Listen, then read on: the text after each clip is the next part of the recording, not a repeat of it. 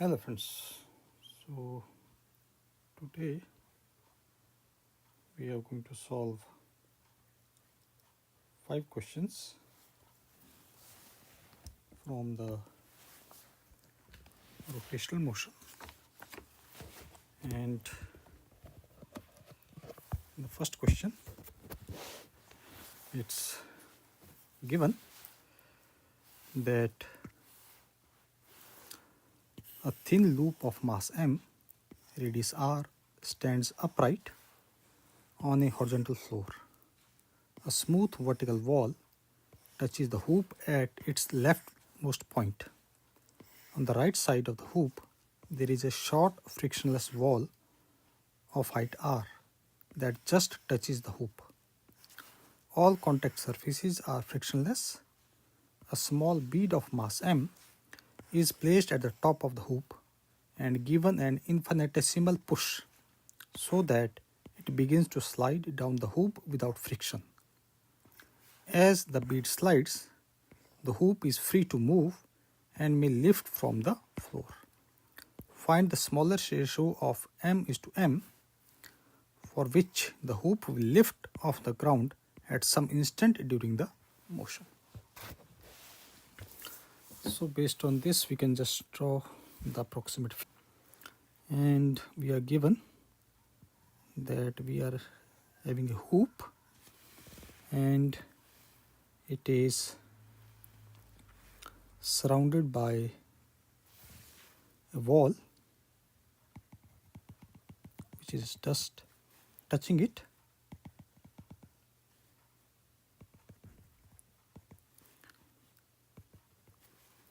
and we are given that r is the radius of the hoop, is a center, and r is also the height of this wall, and capital M is the mass, and we are having r as the radius, and small bead, which is given as small m, is moving along the surface, and there is no friction anywhere. So we are supposed to find out what will be the smallest ratio of our this m is to m, the bead's mass to the hoop's mass, such that the hoop will be lifted from its this contact point. So basically we know that for any case, for any body, for any object rather, which is going to lift, its normal we take it as 0. So this same concept we are going to use here also, and for that we are going to, we can say, draw a separate figure with all the relative forces on it. So this is the hoop, and we have center, and we know that its radius is given to us as our r, and initially the bead is suppose at this point P, and at some point, let us call this as P prime. At this particular point, when the bead is at this particular point, that is P prime, the hoop tends to lift off. So we can just wind this, and we assume that it is making an angle of theta with the vertical, okay?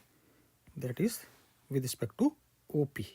This is our angle of through which our bead mass is rotating, and we can just draw the various forces that will be acting at this particular point. And first of all, we can say that we are going to have our normal, okay? So we are interested in forces at point P prime. So this is our P prime, and there will be the normal. Let us call this as our n, and with the vertical it is making angle of theta. In the downward direction we are going to have our mg, so this angle will be also over theta, and we can divide this mg into its two components. One component we are going to get this as our mg sine of theta, and other component we are going to get this as mg cos of theta. And similarly we can divide our normal also. So we can say that our, one second,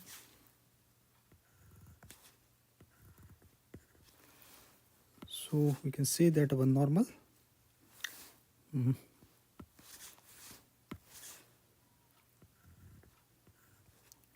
this is our mg, and we can divide the normal also into two components, and we are going to get this angle will be also over theta. Therefore we get this will be over n sine of theta, and this will be n cos of theta. So these are the various forces that will be acting on it. And we can also find out the distance through which it is going to fall. So this is our P point, and this height of this P point from O is our R, and this is our path taken. So let us say that it falls through the height of our H. So this height is our H, and therefore we can say that this will be our R cos of theta. Therefore we can write that our H will be equal to R minus R cos of theta. R we can take as common, so this comes as 1 minus cos of theta. And now we can also assume that at point this P prime, the velocity with which it is moving, suppose it is given as V. So at P, the entire energy will be our potential energy, and from there we can use our conservation of energy, so that we can find out the Wheat speed at P prime. So we can say that at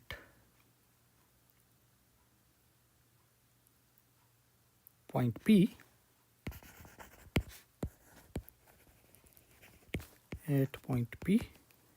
the energy will be for mgr, entirely potential energy, and at our P prime there will be kinetic energy as well as potential energy, and we can write that our P prime, or the difference in energy rather. So at P prime we are going to get this as our mg, and we get this as our R cos of theta. So this is energy at our P prime. And also this at P prime we are also going to have a kinetic energy, that is our half m v square. Therefore we can use the conservation of energy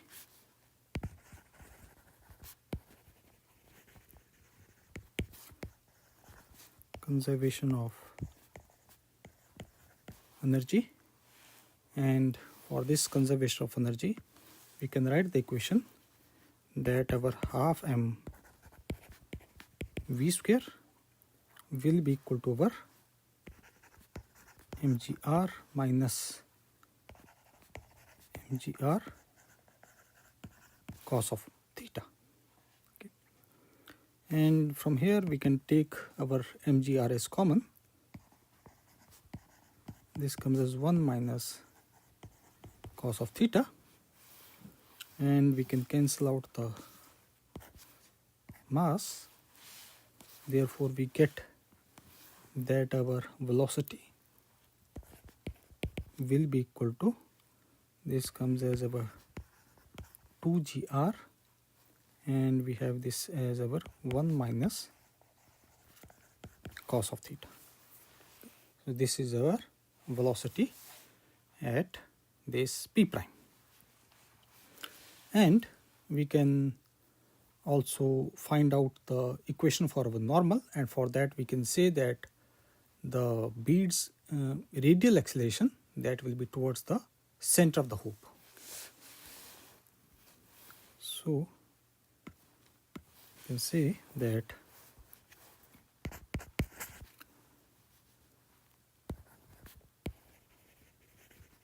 bead's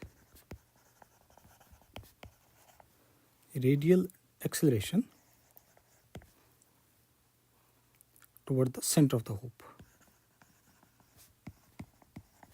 towards the center of hoop. And toward the center we are having two forces. One is our normal and other one is our mg cos of theta. Therefore we can say that our normal plus mg cos of theta will be giving us mv square upon r. And we can easily substitute the value of our v square. So this comes as our m upon r, and we have this as 2gr 1 minus cos of theta. And here this r cancel out with r. Therefore we get that our n plus mg cos of theta will be equal to, this comes as our 2mg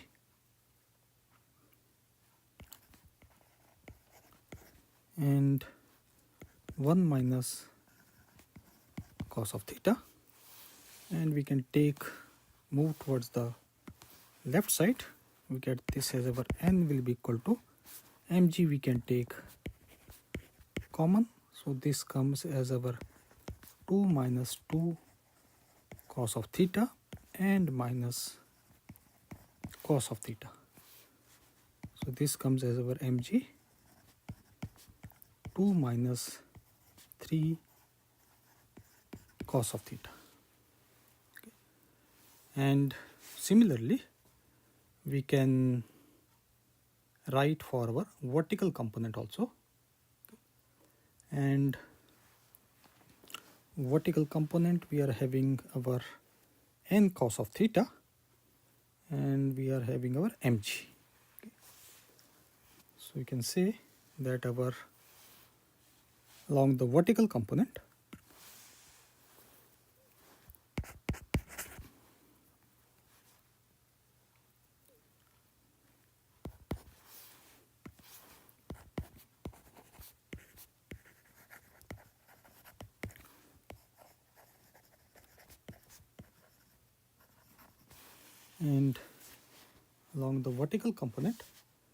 we are having our n cos of theta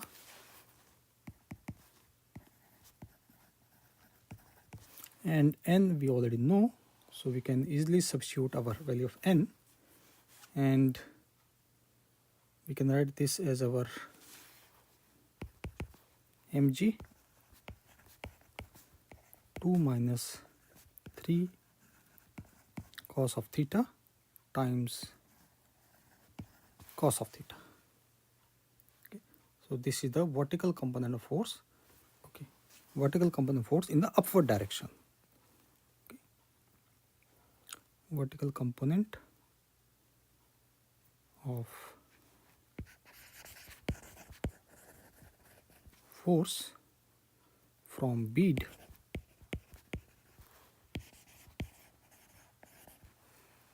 on the hoop.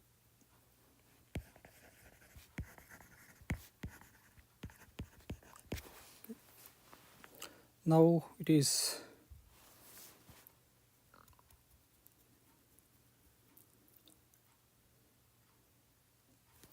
and we also wrote one equation, that is our n plus mg cos of theta is equal to mv square. And from here we got our value of our v square. I think we already solved that part. Yeah, we already solved that part. And therefore we can write, let me write these two equations once again. We have written that our n plus mg cos of theta is equal to over mv square upon r, and from here along with the conservation we found out that our v square is equal to 2gr 1 minus cos of theta. And we can also write the equation for our normal, and normal will be equal to over mv square upon r minus, okay, let me write this final equation, that we wrote that our normal is equal to mg 2 minus 3 cos of theta, mg 2 minus 3 cos of theta. Okay, so we already found out the value of normal as well as our you can say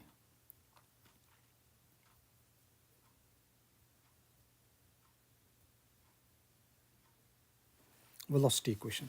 Okay. And so we are going to find out the value of theta, which gives us a maximum upward force. So we are going to use the derivative part. So we can say theta that provides maximum value of the upward force. Upward force. Okay. And for that we are going to take the derivative. Let us call this equation number 1. So we can say taking derivative of equation 1, and on the left side we are going to get this as 0, and one second, something is missing. Okay, sorry, this is equation 1.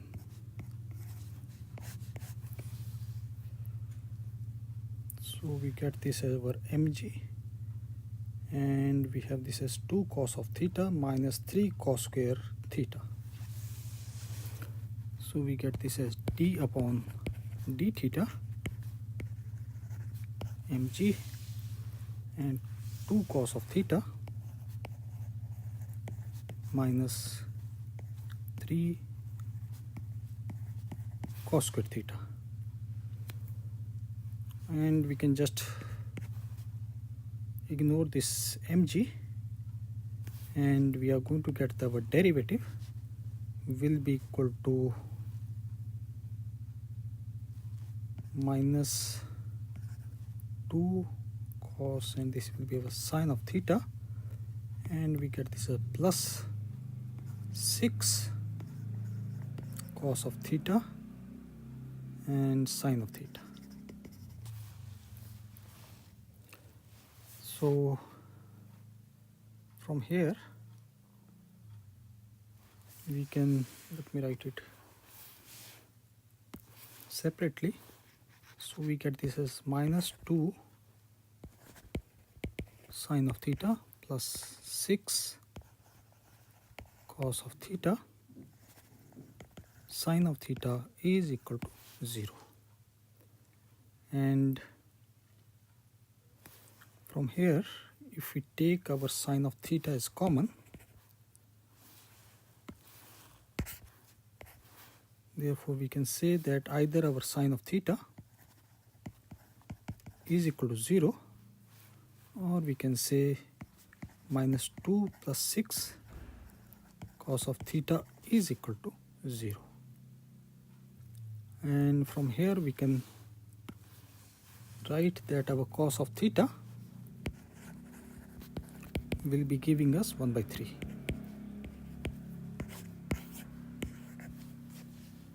So it means that the maximum value will be achieved when cos of theta is equal to 1 by 3. You can say that maximum value is achieved when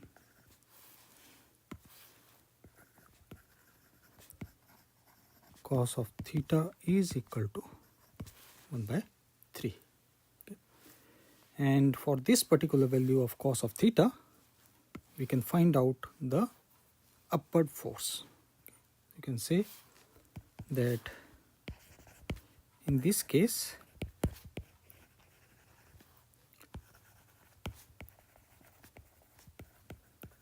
the upward force will be equal to, and we have this as our mg, 2 minus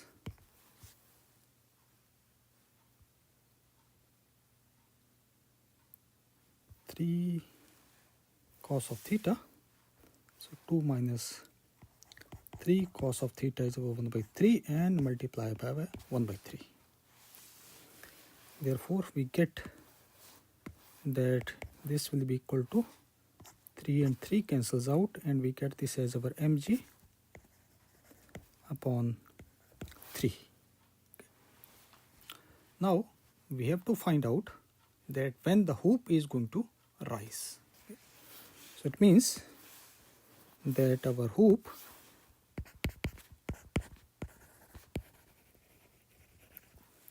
will rise off the ground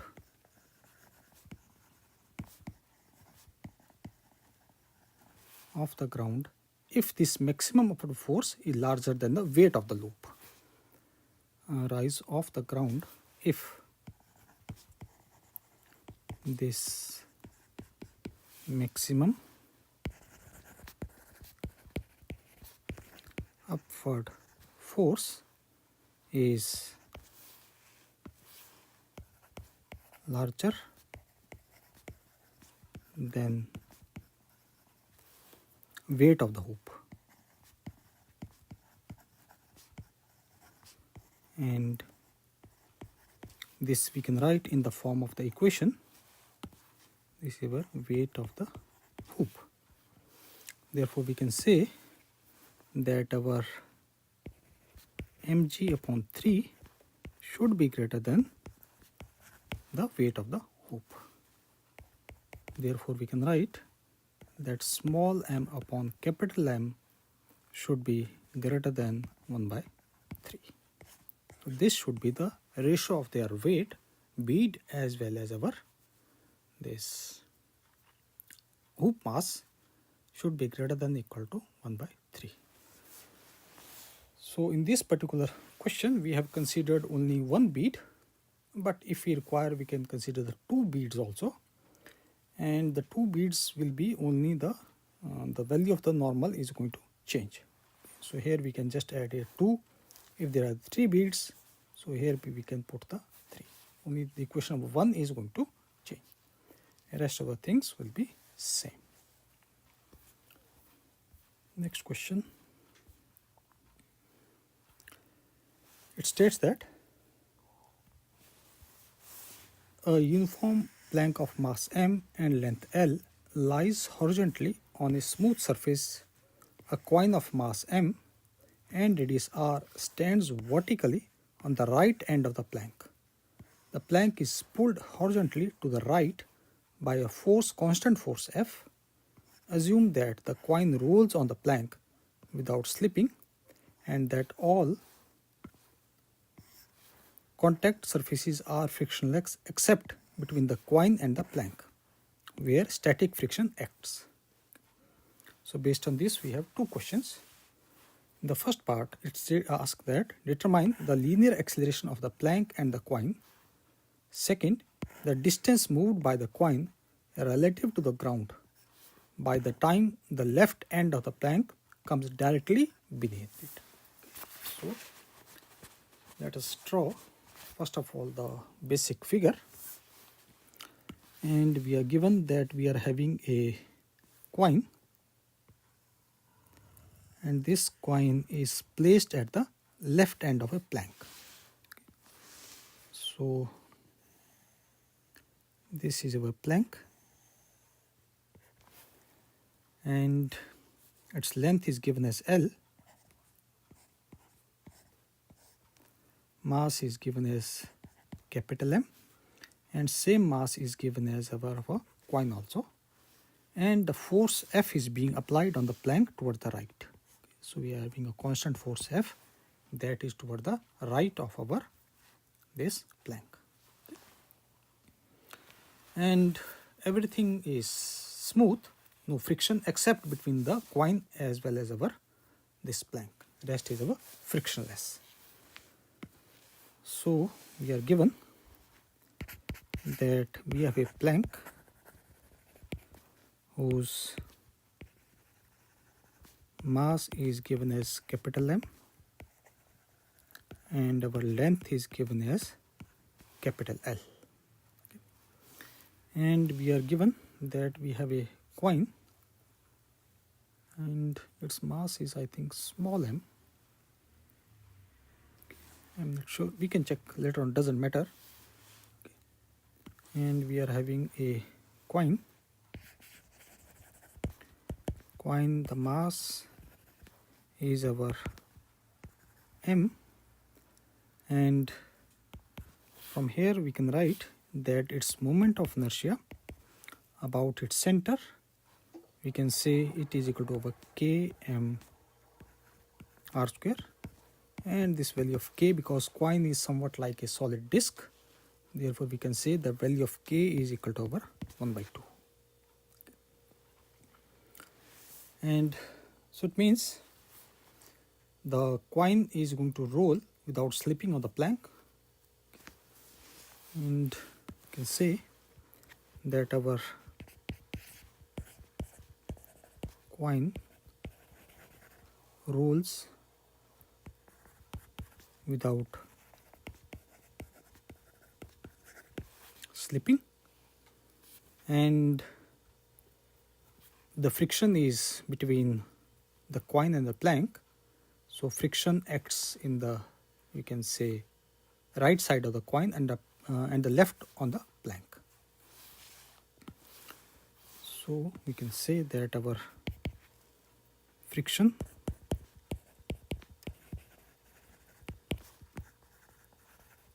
acts rightward on the coin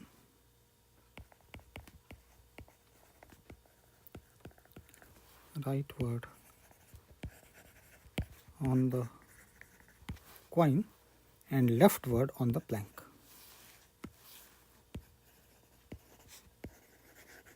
Leftward on the plank. And let us assume that the linear acceleration of the plank is our AP and that of our coin center is our AC.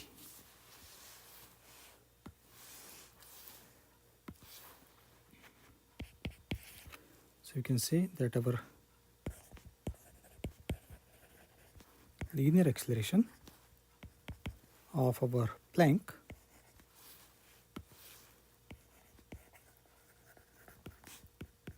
is our AP, and of our coin, that is the center of the coin, is our AC. And let us assume that initially the coin center is at the right end, that the center of the coin is exactly at the end. Okay, and we call this as our x naught. And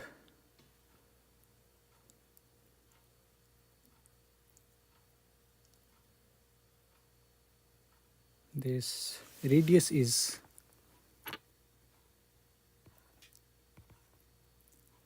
as a small r. Therefore, we can say that this particular distance will be our L minus small r.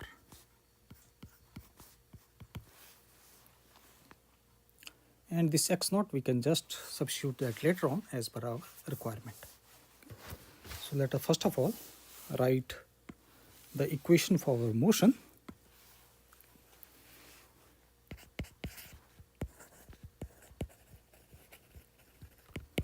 The equation of motion, and let us consider first of all for the plank.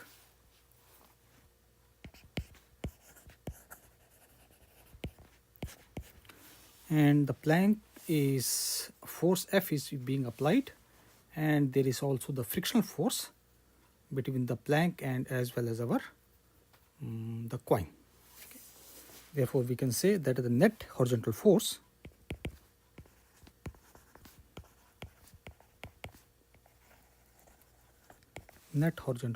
on plank is our applied force minus the frictional force, because like we said that the frictional force on the plank is toward the left side. And from here we can write its equation as F minus F will be equal to its mass as well as its acceleration, which we have taken as A of P. That is our A of P. And let us call this as equation number 1. Now the coin is going to have a translational as well as our rotational. Okay. So we have our coin, and coin we are going to consider the translational.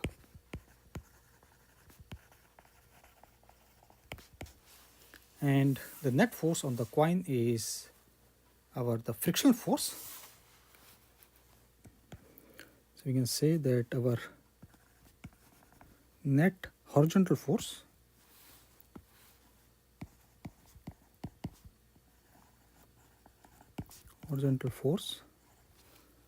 on coin is nothing but our frictional force. Therefore, we can say that F is equal to our M and A of C. Now we come to our rotational part. We have our third, that is our coin, but now we are talking about the rotational. And there will be torque because of the frictional force, that is our F times our radius. And so we can write that our torque from friction, which is equal to F multiplied by the radius of the coin. Therefore, we can write that the rotational equation F times R will be equal to the moment of inertia multiplied by the angular acceleration. Moment of inertia we have already stated at the beginning that it is K times mr square multiplied by our alpha. Therefore, here this radius and square cancels out, so we get that our alpha is equal to friction upon this comes as our kmr. So this is the angular acceleration of our the coin. Okay. And we have our no slip condition. So you can say that there is no slipping, and for no slipping we can say that the velocity of the contact point on the coin relative to the ground. Okay. So we can find out the relationship. Therefore we can say for no slipping, the acceleration of our coin will be equal to acceleration of the plank minus our r times alpha, and we can substitute value of our alpha. So we get this as our AC is equal to AP minus R, and this comes as F upon KMR, and this R and R cancels out. So this will be equal to our AP F upon K divided by M, and we know that our F is equal to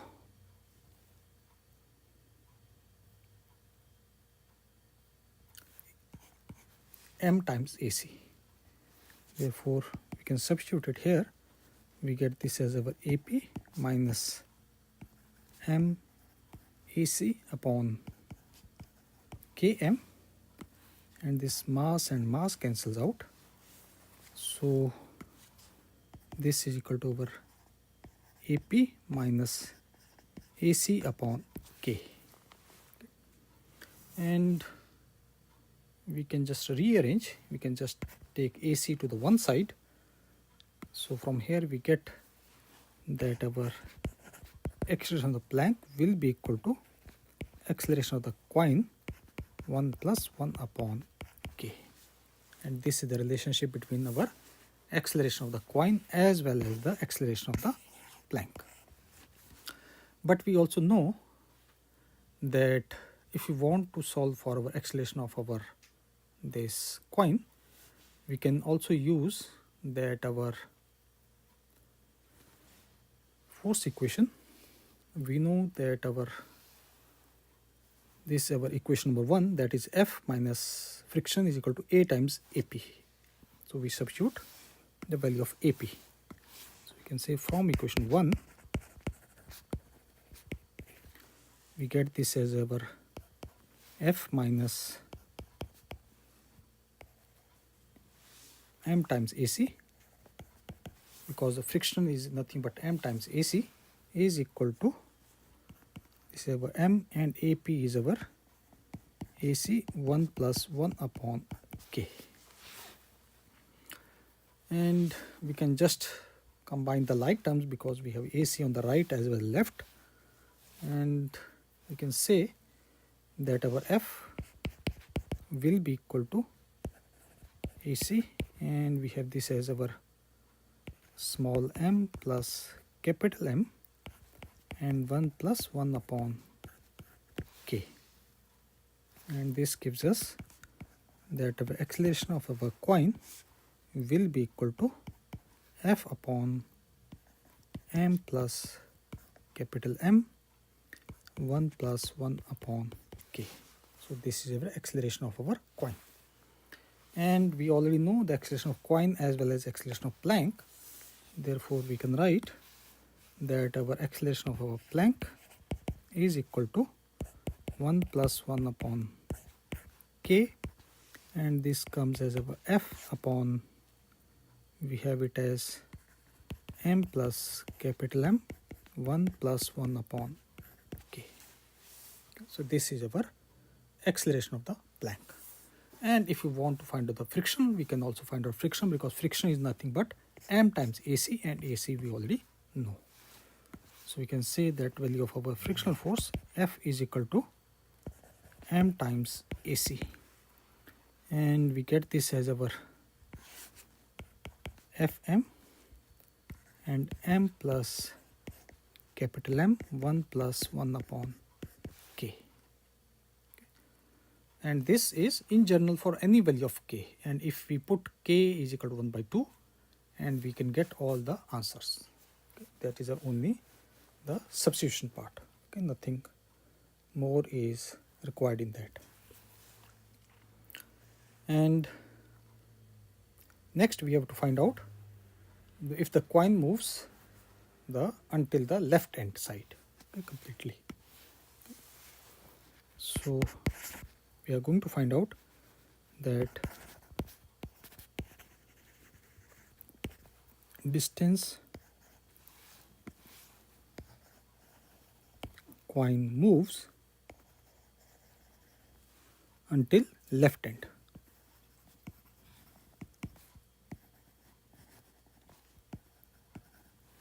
is beneath it.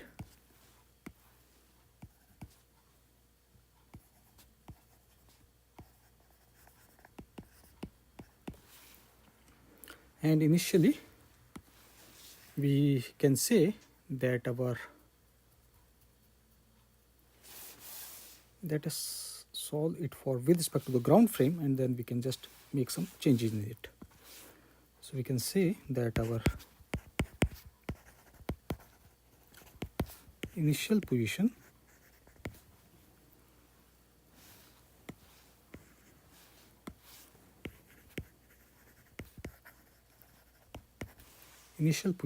and this is our ground frame.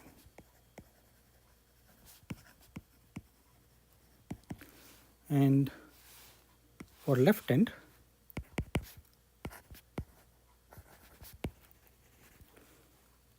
is our at, we can call this our x of L at 0, and that is our initial point, that is equal to 0. And we can say the coin center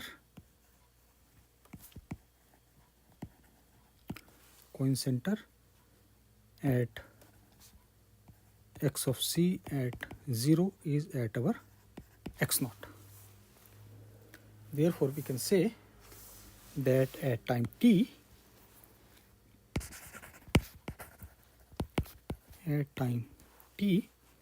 we can write that its distance xl of t will be equal to our half, that is simple our kinematic equation, and we have acceleration of the Planck and t square. And we can also say that this distance with respect to our center will be equal to x naught plus half and its center coin, and this is our t square. And we need that the coin, the left hand should be directly beneath the coin. So this is the constraint on the motion. So you can say that we have a condition, and that condition is condition for left hand directly beneath coin.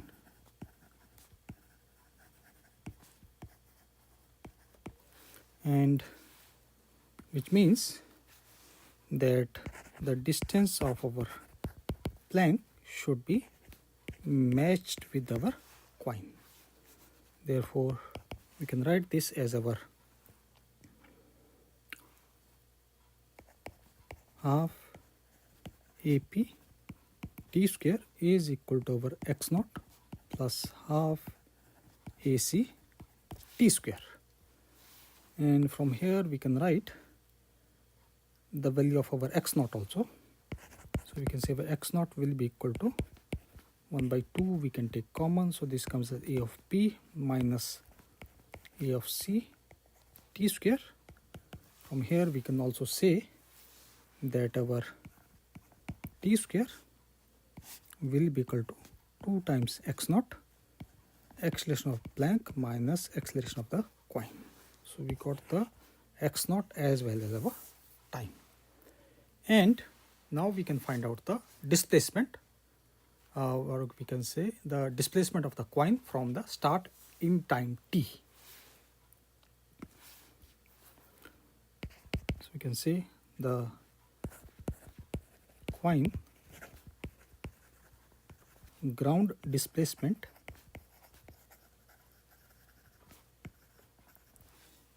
from start at that time, at that time. And let us call this a displacement as our s of c, and that will be equal to over half acceleration of the coin and t square. Okay. And if we substitute the values, we get this as our t square we already know. So we substitute, we get this over half a of c, and this comes as 2 times x naught a of p minus a of c. And here 2 and 2 cancels out. Therefore, we get that the distance of the coin will be equal to a of c acceleration of the plank minus acceleration of the coin times x naught. But we already know that our acceleration of the plank is equal to acceleration of the coin and 1 plus 1 upon k. Therefore, our AP minus AC, so from here we can write that our AP minus AC will be equal to AC upon k. Therefore, we can say that our distance of the coin will be equal to AC, and this comes as our AC upon k times x naught. And this AC and AC cancels out, so this comes as k times x naught. Okay, so the displacement is dependent upon the coefficient, rotational coefficient, that is our k, and its initial position, that is our x naught. Okay.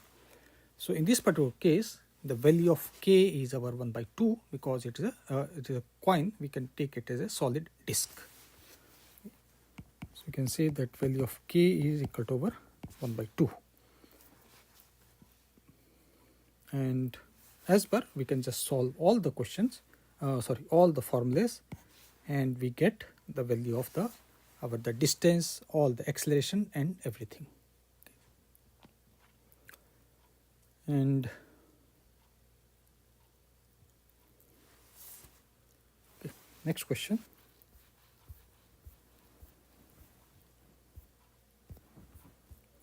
It states that we are having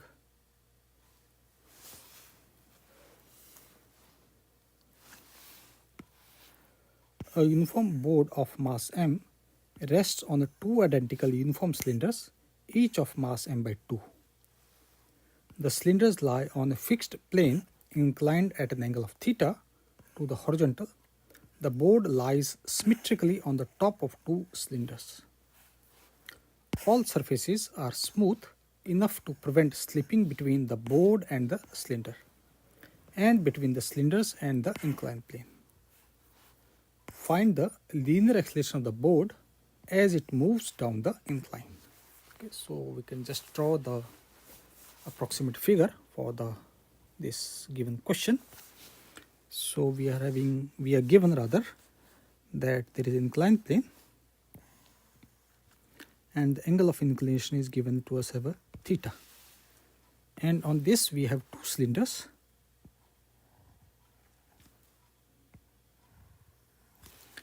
And the mass of both the cylinders is our m by 2 as well as our m by 2.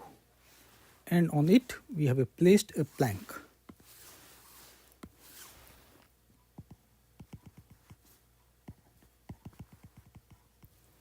And its mass is also given as small m.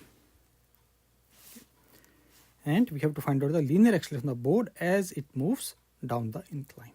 Okay, so this is the basic figure that is given to us. And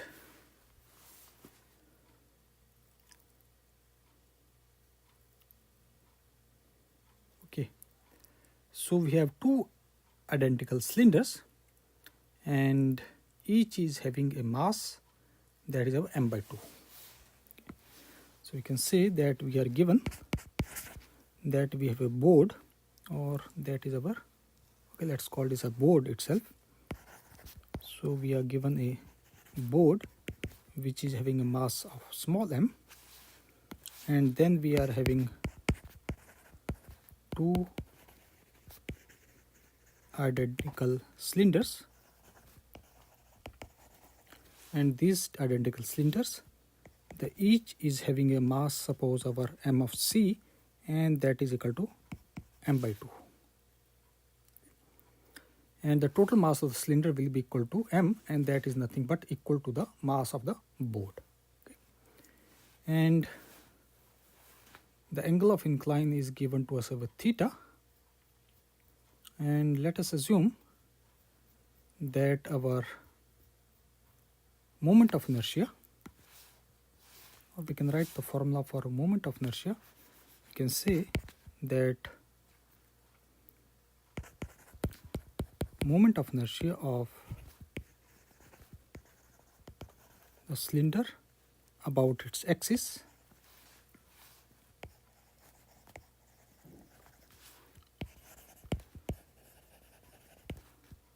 let us call this as our I,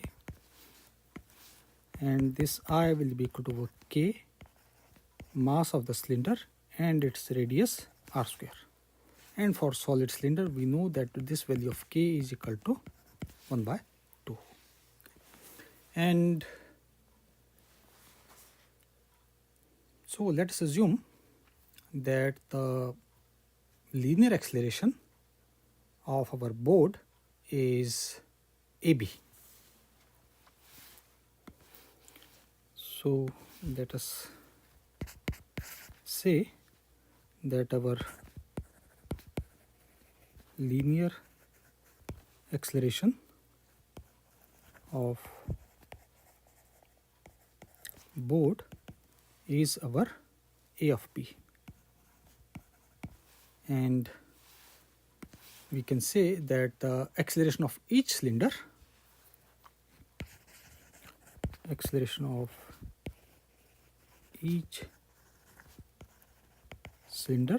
its center of mass, let us call this our A of C. Okay. And let us define our friction also. So we can say that the frictional force on a cylinder by the board at the top contact. So we can say that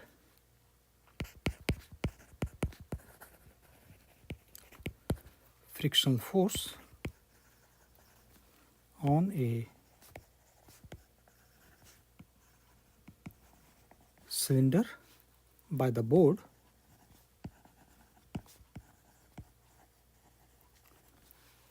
at the top contact, and the top contact, and let us call this as our f of t. And also there will be a frictional force on the cylinder by the plane. Okay. So we can say that our frictional force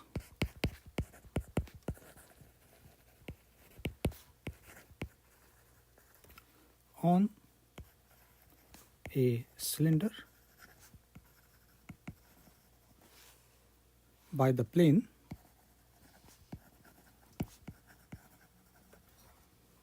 at the bottom contact.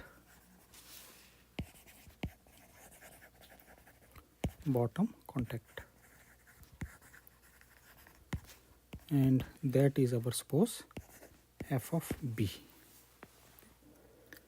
And there is no, you can say, no slipping, therefore we can write the kinematics relationship between the angular speed as well as the center of the velocity of the center of the cylinder.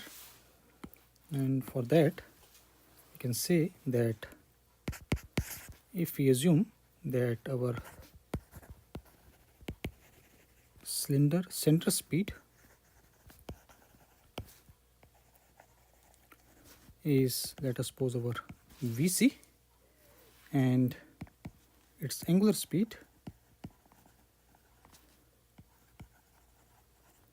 is our omega, Therefore, we can write that our V of C is equal to omega times our R.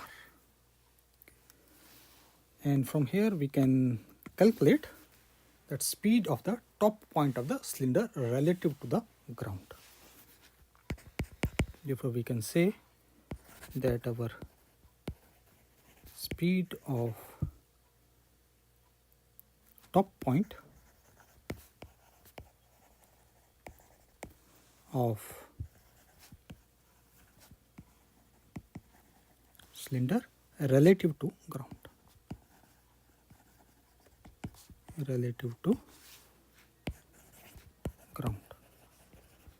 And that will be equal to our V of C plus, and we have this as our omega R, and omega R is nothing but our V of C, so this comes as V of C plus V of C, giving us twice V of C.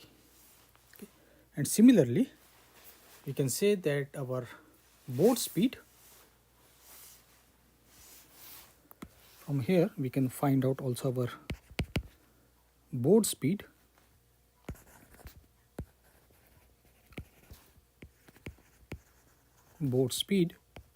Which we let us suppose call this as our VP, and this sorry, not VP but VB, and this will be equal to the top point speed of the cylinder, equals to top point speed, which we just calculated is our twice VC.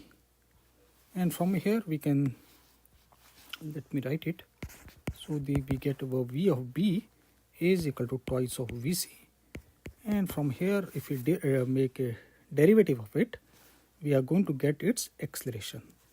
So we get this A of B will be equal to twice of A of C. Okay, so this is the constraint relationship between the acceleration of our cylinder as well as the plank. Or from here we can write that our A of C is equal to 1 by 2 A of B. Okay. And now we can easily write the equation of a motion, and the equation of motion will be our the combination of our rotational as well as our translational. Okay, and we can say that our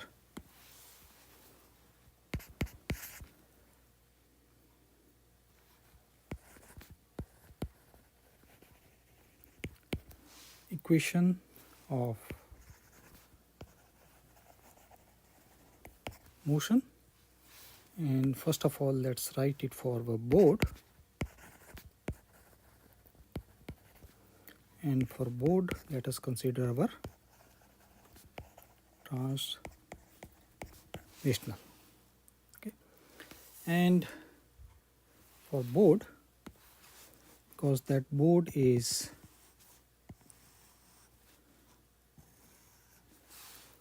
along the inclined plane, so board is somewhere here,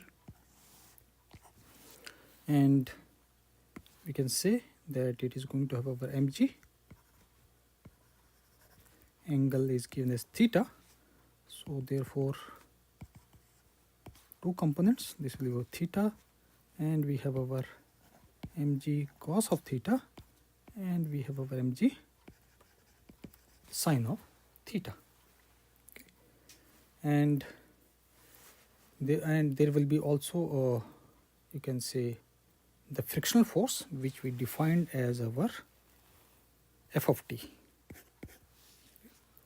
So we can say that our net force on the board, therefore we can write that our net force on the board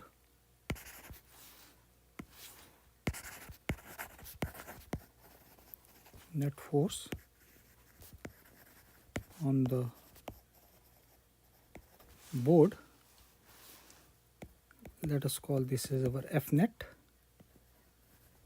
and for our board, so we can write its formula, that is our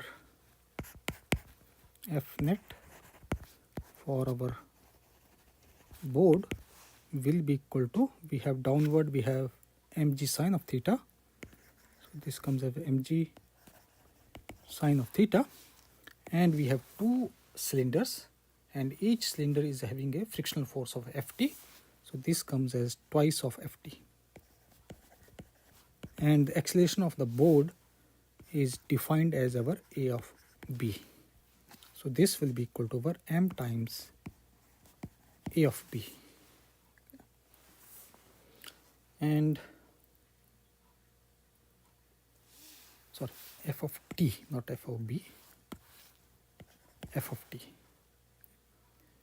So this is our, let us call this equation number 1, and similarly we come to our cylinder part, and the cylinder we are going to consider first our translational, then we come to our its rotational. So we can say we have our cylinder, and cylinder we are considering the translational,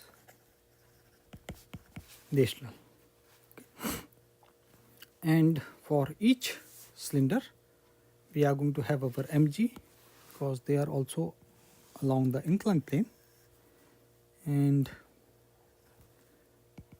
the weight is our m by 2 g, and once again we can just divide into two components, so will theta, so this is our m by 2 g sine of theta, and we have this as our m by 2 g cos of theta, and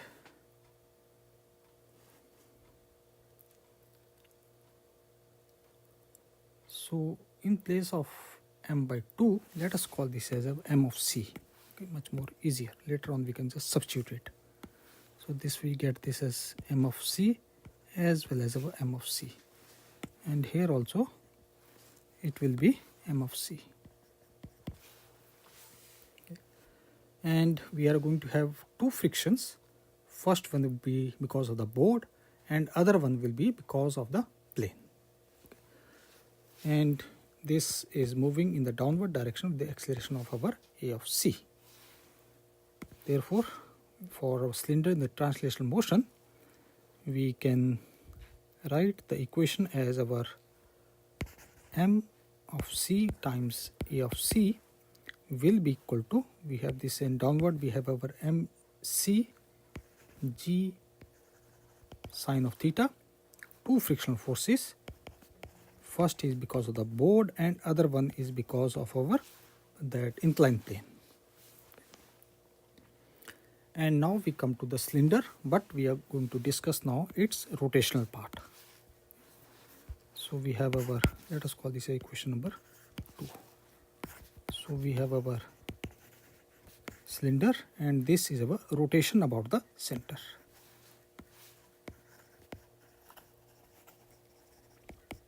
Rotation about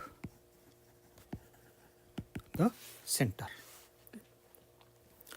And on the, you can say, there will be obviously torque, and there will be torque that will be produced by the top part of the plank and the inclined plane, okay. So therefore we have to find out the net produced torque. So we are going to have that we have a top friction, so we can say that top friction, which was because of the plank, we call this as F of T, and this is going to produce the torque, and which will be equal to our F of T times R. And we have our bottom friction,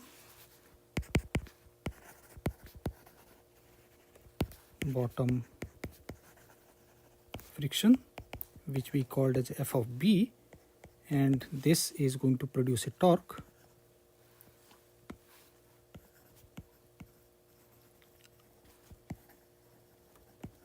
and that torque will be equal to F of B r. Okay. And the direction of this torque will be opposite to each other.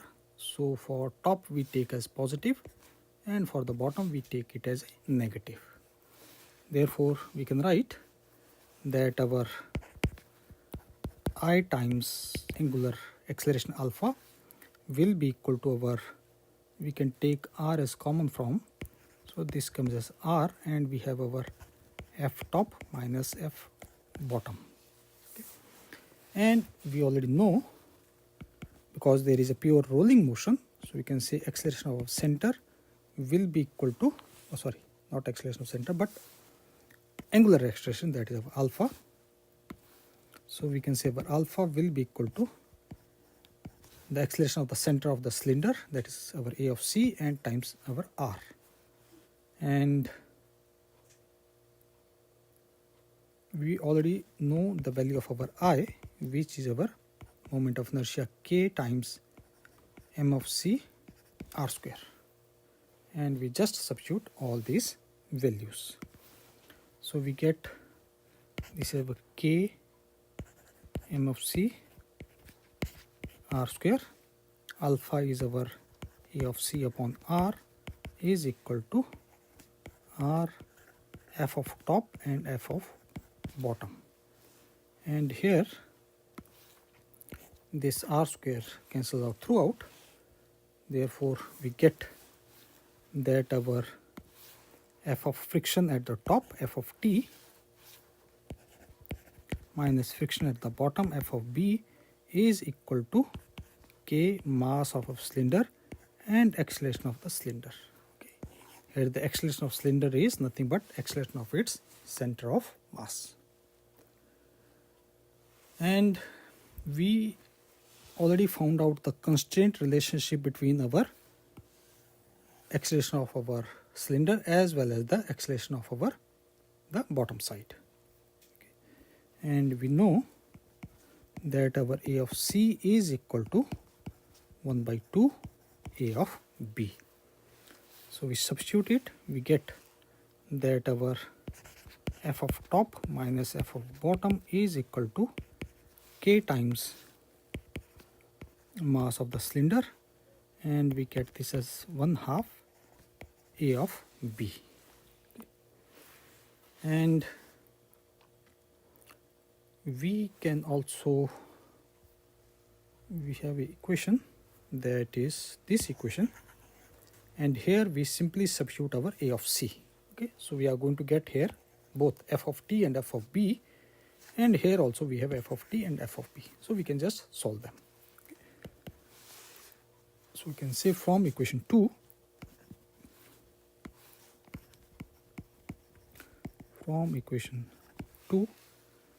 we get this as our m of C, A of B is divided by 2 is equal to m of C, and this is G sine of theta plus f of T plus f of B. And we can write that our f of T plus f of B is equal to m of C, we can take as common, mass of our cylinder will be equal to acceleration at the bottom side of the plank divided by 2 minus G sine of theta. And we have two unknown and two equations, so we can just solve them. And let us first of all add them, and addition this FB and FB are going to cancel out, and we are going to get this as 2FT. So we can straightforward write that the friction at the bottom will be equal to MC by mass of the cylinder, that our m of C divided by 2 will be equal to, and we have here A of B as well as A of B2, so we can say this will be equal to, we are adding them, m of C is common, so this comes as this and this goes away, A by 2 we can, okay, so we can write this as our AB by 2 1 plus K minus, and this comes as our g sine of theta. Okay. And so we got our friction at the top, and we can find out, because we already know our, that is our, this equation number 1. So we use this equation and put this friction at the top here. Okay. So you can say from equation 1,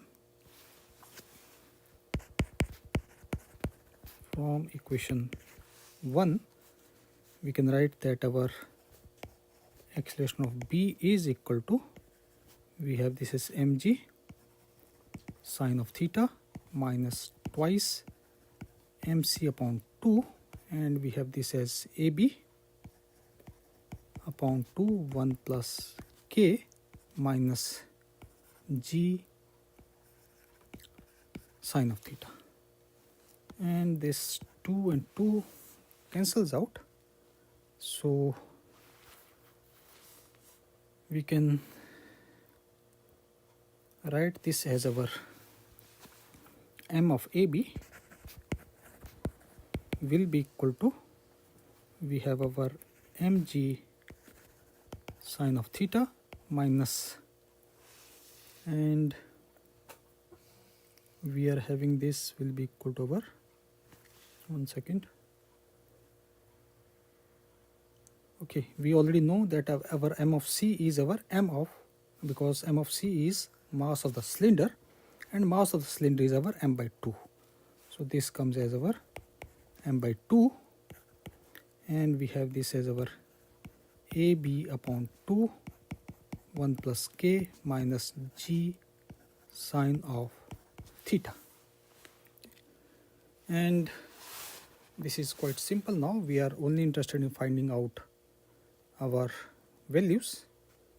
Okay, so we can just, from here we can write, let me put the result directly. We can say that our acceleration of B will be coming as our 6 upon 5 plus k times g sine of theta. Okay. And this acceleration of B is nothing but our acceleration of the board. So this is our acceleration of our board. And similarly, we know that our acceleration of a cylinder, that our A of C is equal to 1 by 2 A of B. Okay. So we substitute it, so we get this as 1 by 2 and 6 upon 5 plus k g sine of theta, and these two terms cancel out, so we get the acceleration of cylinder will be equal to 3 upon 5 plus k, and we have g sine of theta. And if you want to find out top friction, bottom friction, we can just easily calculate them. Okay.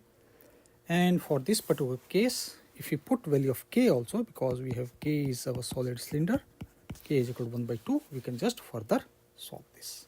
Okay, so we are going to get the acceleration of our cylinder as well as our acceleration of our board. Okay. So this completes the first part. Next part we are going to solve few more questions about, I think there are 2 remaining questions about this, so we will deal that in next part. Thank you.